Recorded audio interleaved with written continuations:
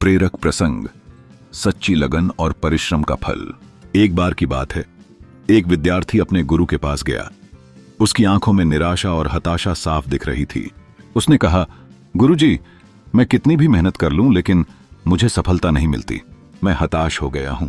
उस छात्र के शब्दों में छिपा था एक गहरा दर्द, और उसकी मेहनत के बावजूद असफलता का एहसास उसकी आत्मा को चीर रहा था। गुरुजी ने मुस्कुराते हुए उसे पास के बगीचे में ले जाने का निर्णय लिया। उन्होंने वहां 2 बीज निकाले, एक बांस का और दूसरा घास का।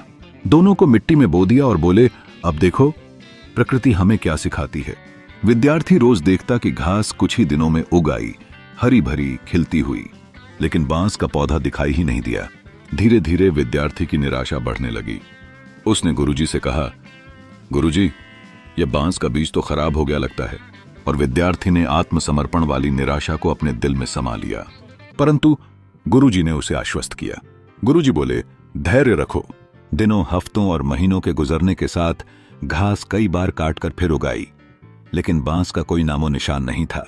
5 साल बीत गए। घास तो कई बार कटकर फिर उग गई, लेकिन बांस का कोई अता पता नहीं था। फिर अचानक 6ठे साल बांस का पौधा तेजी से बढ़ने लगा और कुछ ही महीनों में वह 60 फीट ऊंचा हो गया। गुरुजी ने मुस्कुराते हुए कहा, यह देखो, बांस 5 साल तक अपनी जड़ों को मजबूत कर रहा था। जैसे ही समय आया उसने अनोखी ऊंचाई प्राप्त की। उसी तरह जीवन में भी जब तुम्हें तुरंत सफलता न मिले तो निराश मत होना। वह समय और मेहनत तुम्हारी गहरी जड़ें बना रही हैं। जब सही समय आएगा तो सफलता जरूर मिलेगी।